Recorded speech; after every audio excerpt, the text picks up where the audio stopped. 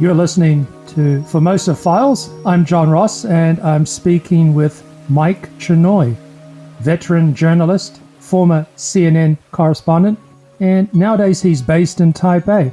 Welcome, Mike. Thanks very much for having me. We're here to talk about a recent documentary which Mike has made. It's about the 1960 Rome Olympics. What's the title? The documentary is called Decathlon, the C.K. Yang and Rafer Johnson story. The Taiwan History Podcast, Formosa Files, is made possible through the generous sponsorship of the Frank C. Chen Foundation. Formosa Files. And it tells the quite extraordinary tale of C.K. Yang, who's Taiwan's greatest Olympic hero, and his epic rivalry and unlikely friendship with his great competitor, the African-American superstar Rafer Johnson, which peaked at the Rome Olympics in 1960, but began before then and lasted for the rest of their lives. It's quite an amazing tale. It is so good. It's too good. It's amazing. You have to pinch yourself. This is the ROC, Taiwan's very first Olympic medal. And it's by far the very best one they've got. Just a story, the event itself, the decathlon. I mean, can you explain what that is? The decathlon is the hardest event in sports. It's 10 separate events over 2 days, running, jumping, throwing, lifting. And generally, the winner of the decathlon at something like the Olympics generally gets the title of world's greatest all-around athlete. And in 1960 at the Rome Olympics, C.K. Yang and Rafer Johnson were the two dominant figures in the decathlon. And their duel, which went down to the last seconds of the last event, remains today, 64 years later, one of the iconic moments in Olympic history, one of the great individual contests ever seen in the Olympics. And the story is made richer by the fact that not only were they great rivals and the actual athletic competition was quite extraordinary, but they were best friends. They trained together. They had the same coach. They used to jokingly call themselves the two-man United Nations. And it ended with Johnson by a hair's breadth winning gold and Yang winning silver. But in winning silver, he not only became the first person from Taiwan to win an Olympic medal, he became the first person with a Chinese surname to win an Olympic medal. And he did it in the face of intense political pressure to score a victory because the 1960 Rome Olympics were held at the height of the Cold War, at the height of Taiwan's ongoing struggle with communist China, and that factored into the atmosphere and the climate at the Olympic Games. Yes, so many factors make this a wonderfully rich story. In many ways, Rome, 1960, is the first big modern games. So Rome is where the Olympics are really hitting the big time, and I think that's the first time they were televised. That's right. The Rome Olympics were really special on many levels. It was the first time where there certainly had been film of Olympic events, but this was the first time, particularly in the States, where they were televised on the same day. What happened was that CBS News, CBS Sports, which had the rights to the Olympics, would film all day, throw film canisters in a shipping bag at the end of the afternoon, put it on a plane from Rome to New York. It would get, with the time difference, get to New York in time to be developed, to be put on primetime television that night. So for the first time, viewers in the States were able to see Olympic competition on the same day. Moreover, these Olympics had an extraordinary collection of very colorful characters. C.K. Yang and Rafer Johnson were among the most colorful, but it was the Olympics where Cassius Clay, who then became Muhammad Ali, won the gold medal in boxing. It was the Olympics where Abebe Bikila, the Ethiopian marathoner, ran and won the marathon through the streets of Rome running barefoot. It was the Olympics where Wilma Rudolph, who was one of the great female track and field stars, surged into prominence. And all of this took place in the context of the Cold War, where sports was seen as not something that you just did on the athletic field, but it was given deeper meaning in the context of the battle between East and West for political supremacy. Right. Yeah. All of Mhm. these multiple qualities, and all of that affected the atmosphere in which C.K. Young and Rafer Johnson staged their own epic competition. Yes. Just a few months before the Olympics, there was the U-2 incident. Gary Powers shot down his U-2 plane over the Soviet Union spine, and that was quite an incident. The tensions were high in the Cold War, and just a couple of years before the Olympics, there was the Quemoy and Matsu crisis, as it was known at the time, Jinmun, the islands of Jinmun and Matsu, where China was shelling the islands regularly. The American military rushed aid to support the Chinese nationalist regime here on Taiwan. There were fears that that could explode into a wider war. So you had the US Soviet competition, you had the US China competition, and of course, Taiwan had in the middle of this with its own rivalry with Mhm. the People's Republic. And that factored into the Olympics in a very big way. So China boycotted the Olympics in 1960, and they'd been putting pressure on the International Olympic Committee to not have Taiwan compete. Is that right? What was happening in 1960 was the International Olympic Committee was trying very hard to get Mao Zedong to send a Chinese team to the Games. So, in order to curry favor with Beijing, the IOC said to Taiwan, you can compete, but you Mhm. cannot call yourself the Republic of China, Zhonghua Minguo. And so Chiang Kai shek was so angry that he almost ordered a boycott of the Games. And in the end, decided not to almost entirely because he calculated that CK Yang had such a good chance of winning a medal. And if he did so, that this would bring glory to Taiwan and help put Taiwan on the map. So for CK, who was a kind of happy go lucky guy who didn't particularly know or care about politics, was suddenly thrust into the role not only of athlete competing at the highest level against the world record holder, Rafer Johnson, but with this intense pressure from Taiwan to do well for political reasons. And then you add to that the pressure that no person with a Chinese surname from anywhere in the greater Chinese world had ever won an Olympic medal. CK used to call it breaking the egg being a collection Mm. of zeros.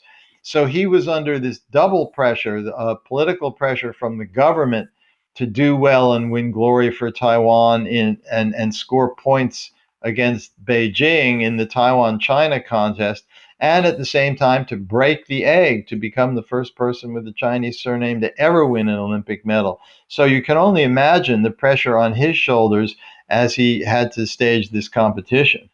CK Young and Rafer Johnson were both captains of their team, and both representing, of course, minorities. Rafer Johnson was African American, and they both had very poor upbringings. Part of what appealed to us in making this story is these two guys came from absolutely opposite sides of the world, but there were Mhm. remarkable similarities in their personal stories. CK was an Amis. He came from southeastern Taiwan. He grew up in the mountains of southeastern Taiwan. He grew up poor, Mhm. not part of the mainstream. He ended up essentially having three names. He had an Amis name, and then when the Japanese controlled Taiwan, he had a Japanese name, and then when the Kuomintang, when the Chinese nationalists came to Taiwan after losing the Chinese Civil War, his father gave him his Chinese name, Yang Chuangguang. Chuangguang, of course, means widely known.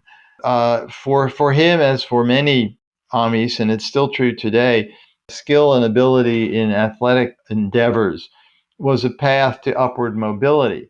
For his Yes. part, Rafer Johnson was the son of a sharecropper who grew up in Texas, grew up poor in the American South at a time of deep racial discrimination against black people. Family then moved to California as part of this great wave of internal migration, particularly of black families across the States after the end of World War II.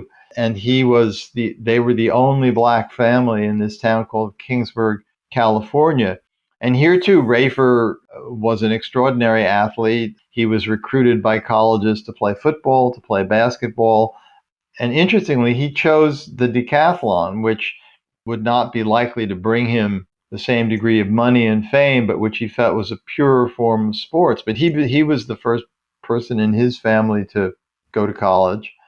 So they both had this sort of difficult background, and both of them found in sports a way to kind of move forward and move ahead and move up. And then they met for the first time at the Melbourne Olympics in 1956. But CK got to Melbourne through an interesting route because in 1954, he had won the gold medal in the decathlon at the Asian Games in Manila. And there's a wonderful story about how that came about. During World War II, the Japanese had conscripted several of CK's uncles and sent them off to the Philippines, where they were never heard from again. And when CK learned that the 54 Asian Games were going to be held in Manila, his initial thought was, well, if I can get a spot on the team, I can go to Manila and look for my uncles, which of course is wildly unrealistic notion of a young guy. But in any event, he tried out for the team, and he was so good in so many events that he beat his teammates in almost every event. They got very irritated. They said, "You're breaking our rice bowl." He jumped higher than the jumpers. He ran faster than the runners. He vaulted higher than the vaulters. He threw So it's further almost than on his first attempt, he's beating. literally. And so the coaches said, you need to do the decathlon as your event because it's all of these different events. And he knew nothing about the decathlon, but they said you run and you jump and you throw. So he went, and he wasn't familiar with the rule book in the decathlon because the way the decathlon is scored, you get points. It's not just whether you win an event, but it's how well you perform. So you get more points if you beat somebody by 5 seconds in a running race than if you beat them by 1 second, or if you throw the javelin 30 feet further than if you throw it 5 feet further. So anyway, going into the final event, which is always the 1,500-meter run, he was about 100 meters behind this Japanese guy in Manila. He thought, I'm never going to catch him, so I don't have a chance of winning, but I'll try and speed up a little bit. And by speeding up his pace, he made up, I don't know, 40, 50 meters. So he wasn't that far behind. But that gave him a sufficient number of points for him to get the gold medal. And so he collapsed at the finish line in the heat in Manila, utterly unaware that he'd actually won the gold medal, and people had to come and shake him on the shoulder and say, "Get up, CK, get up, CK, you just won the gold medal." And he said, "What? I did what? I didn't." He had no idea. Funny. It's wonderful. So that's 54 in Manila. Right, and that gave him the nickname of the Iron Man of Asia, Yajo Tieren. And he brought that to Melbourne, but he didn't win a medal, whereas Rafer won the silver medal.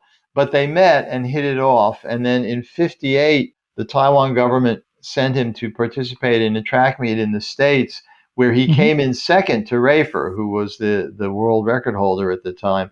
And this produced the idea that maybe Taiwan could send CK to UCLA, where Rafer was a student, to train with Rafer and his coach, who was a famous track coach with the wonderful name of Ducky Drake. Rafer and Ducky, both being big-hearted men, welcomed CK with open arms. And it's striking when you think about it, because Rafer was welcoming somebody who was going to be a competitor of his in 1960. But CK went to UCLA. The two of them trained together under Ducky Drake, and they hit it off, and they became really close friends. Rafer kind of took CK under his wing, introduced him to all things American. They double dated together. Rafer took CK to his home, where he met Rafer's family. And this is where they used to jokingly call themselves the two-man United Nations. And they would help each other in training. They would give each other tips. We have a clip in the documentary, Decathlon, where you see CK training and doing the high jump, where he leaps over. He does the leap, and then the camera moves, and you see Rafer standing there giving him pointers about his technique. And this, interestingly, carried over to the Olympic Games themselves, where CK was giving Rafer tips about, I think it was how to plant his vault for the pole vault to do better, even though by giving him suggestions, it increased Rafer's chances of winning. But it was that kind of really special relationship. And today, sports is so cutthroat and Yes. so contaminated by money and ego and so on, that there's a purity about the competition and the friendship that really, I think, appealed to me and speaks to all of us in this kind of messier, less straightforward, Yes. dirtier era. And that's part of the appeal of the story. Well, that last event, the 1500 meters, and Rafer wins the gold, but you see him resting his head on CK's shoulder. It's an iconic moment, isn't it? It's wonderful. This is a photograph that I think really, is one of the greatest sports photographs ever taken. The 1500 meters in Rome was quite extraordinary because before the event, Ducky Drake, their coach, was in Rome. Hmm. And before the event, Rafer went over to Ducky, and Ducky said, okay, to beat CK, this is what you have to do. You have to do this, this, this. And then CK went over, and Ducky said, okay, to beat Rafer, this is what you have to do. You have to do this, this, and this. And so, as Rafer says in the film, with absolute impartiality, Ducky told each of his proteges what they had to do to beat each other. And to the end of Ducky's life, neither of them ever knew whether Ducky had a favorite. And when asked about it, Ducky would just say, and we have him saying this in the film, he said, they were my boys. They were UCLA boys. That's all he would say. And in the decathlon, CK had won 7 of the events, and he won the 1500 meters. He won 7 of the 10 events. But to win the gold, he had to beat Rafer by 10 seconds. And he only beat Rafer by about 2 seconds. And so by the thinnest of margins, at the end of the race, the gold went to Rafer and the silver went to CK. And Rafer then, so they sort of collapsed in each other's arms. And there is this iconic photograph of Rafer with his head resting on CK's shoulder. And Rafer in the film talks about how, I wanted to be next to him at that moment because I had such great respect. And he Hmm. talks about how, as glad as I was to win gold, I felt really bad for my friend for not winning. And as bad as CK felt about not winning gold, he was so happy that it was his friend who got it. So you don't see that in sports very much these days. It really is something special. So that was Rafer Johnson's moment of gold. But CK Young is still young enough for the next Olympics, Tokyo 1964. Rafer retired after Rome, but CK carried on. And in 63, he'd broken the world record. And then in 64, at the Tokyo Olympics, CK was the overwhelming favorite to win gold. But the day before the decathlon event started, he came down with this kind of mysterious ailment. And the doctor couldn't figure out what it was. He said it wasn't a normal flu and so on, but it affected his performance. And he ended up not winning a medal. And then it turned out later that a teammate of his named Hmm. Ma Ching-shan defected to China from Tokyo at the end of the Tokyo Olympics. And the story is that Ma Ching-shan put something in CK's drink, some kind of Mm. drug or poison or something, specifically to prevent him from winning a medal. And we heard that from 2 of CK's teammates who were there and from Rafer as well. And, it fits with the general level of antipathy between Taiwan and China in those days. But for CK, it was a real tragedy because he was a national hero and everybody expected him to win gold, and suddenly he was a failure. And it Mm. plunged him into this kind of tailspin for a while and so on.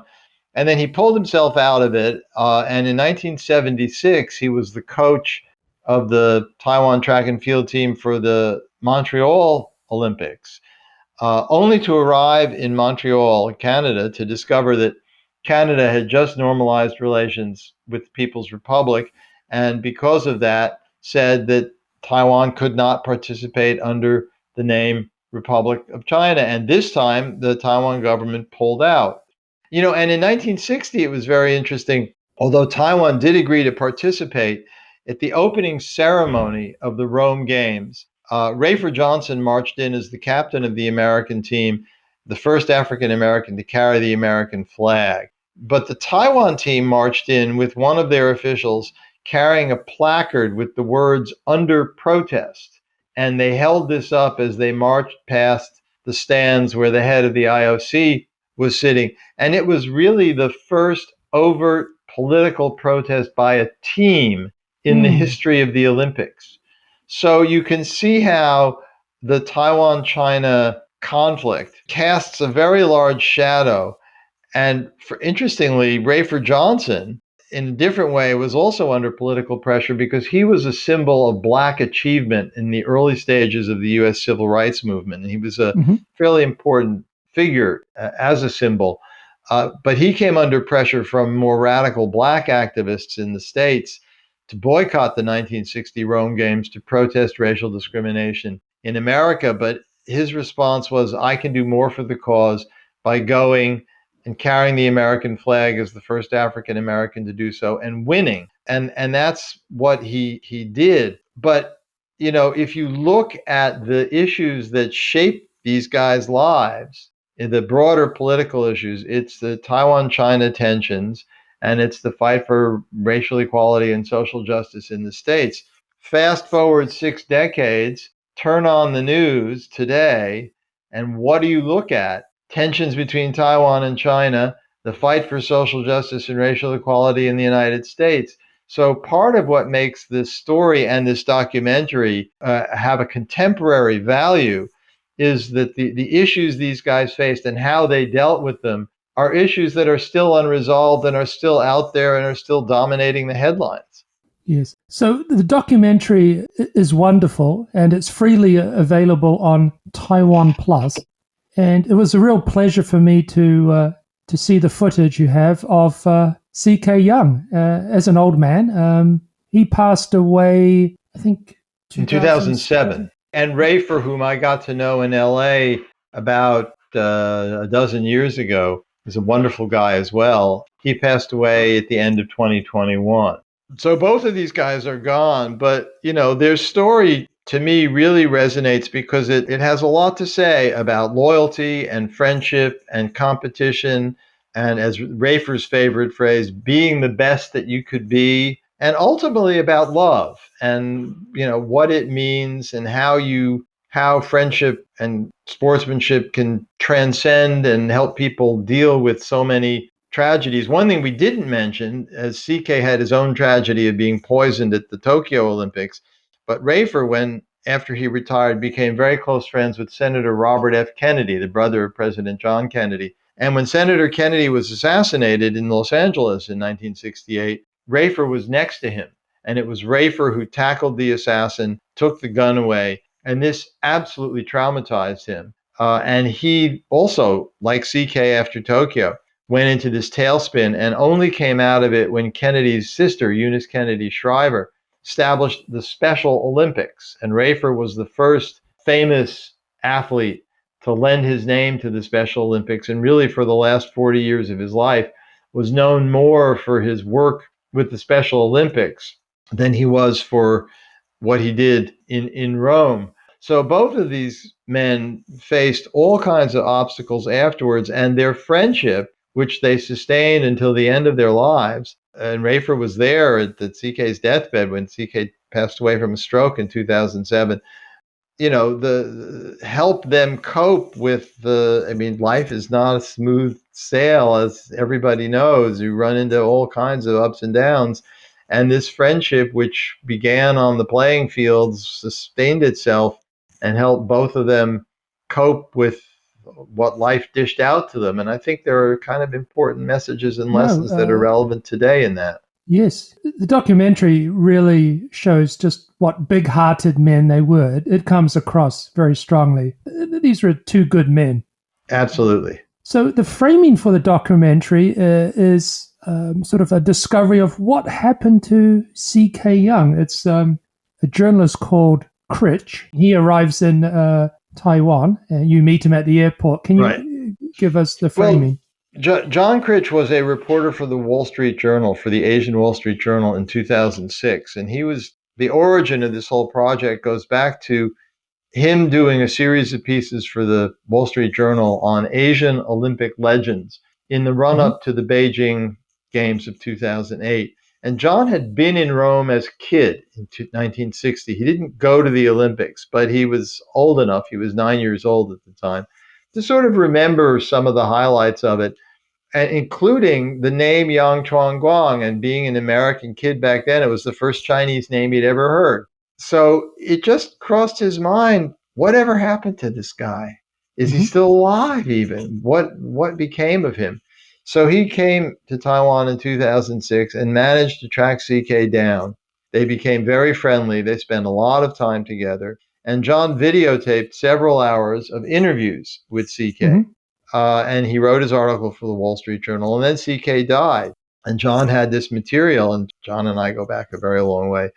And we kind of brainstormed, what would be, could we do something with this? What is there to do about it? And then I got to know Rafer, and I got to know CK's widow, Daisy, who that both lived in LA. Daisy still lives there. But for one reason or another, getting something off the ground takes time. So finally, in 2019, we hooked up with a Taiwanese Canadian documentary director named Frank W. Chen Wei Yang. He had done a terrific film, which is still on Netflix, called Late Life, the Qianming Wang story, which is the story of Wang Qianming, who was a famous Taiwanese baseball player for the New York Yankees until his career was cut short by injuries. And this documentary follows him as he struggles to come to terms with the fact that injuries have sort of destroyed what could have been an absolutely fantastic athletic career. So we contacted Frank, and being from Taiwan, he immediately got the idea of this story and was very enthusiastic about it. So we began work on it, and then COVID intervened, slowing everything up, not least because it became very difficult to come to Taiwan unless you had a residence permit and a work visa and so on. And in fact, I moved here in 2022 by getting one of these Taiwan Employment Gold Cards, in large part to work on this film. And we did a tremendous amount of digging to find all this archival footage. We went through the Taiwan National Film Archives. We went through the government written archives. We scoured the internet. We got material from UCLA, where both of them had gone to school.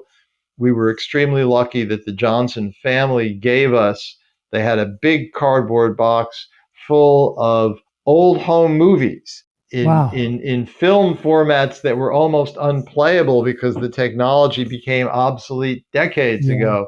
And we had to find a place in LA that could digitize it.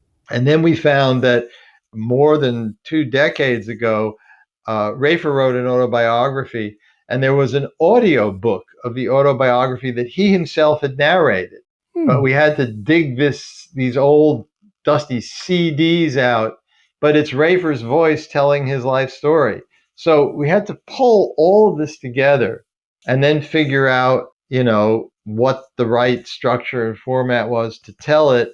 And then we also involved this wonderful animator named Da Seung, who's based in Canada, because there were any number of moments in the lives of these two men for which there's no pictures available, no stills, no video.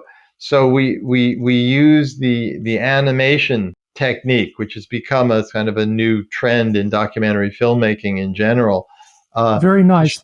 Adds a special quality to it, and is a very, kind of adds a lot of texture and emotion to the viewing experience. But to pull all that together, and then we were very lucky that of all the places we approached, Taiwan Plus not only got the story, but were committed to helping us make it happen so that it would be premiered during the Paris Olympics. That was always our goal, to have it come out during the Summer Olympics.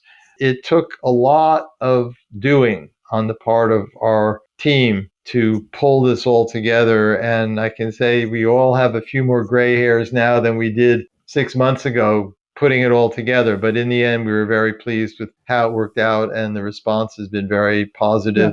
But it's a wonderfully inspiring story, and my hope is that it will enable today's generation, for whom these people are, if anything, just distant names, if they even know they exist, to get a sense of who they were and how important they were and how inspiring their life stories are, and that you can take something away from it in what are not easy times in the world these days.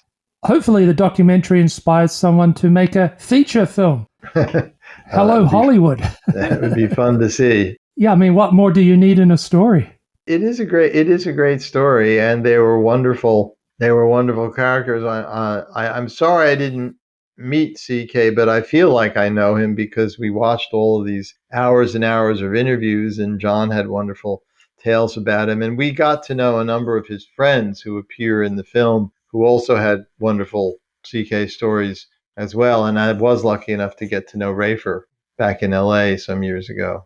Mike, it's been great talking to you. Any plugs you want to give?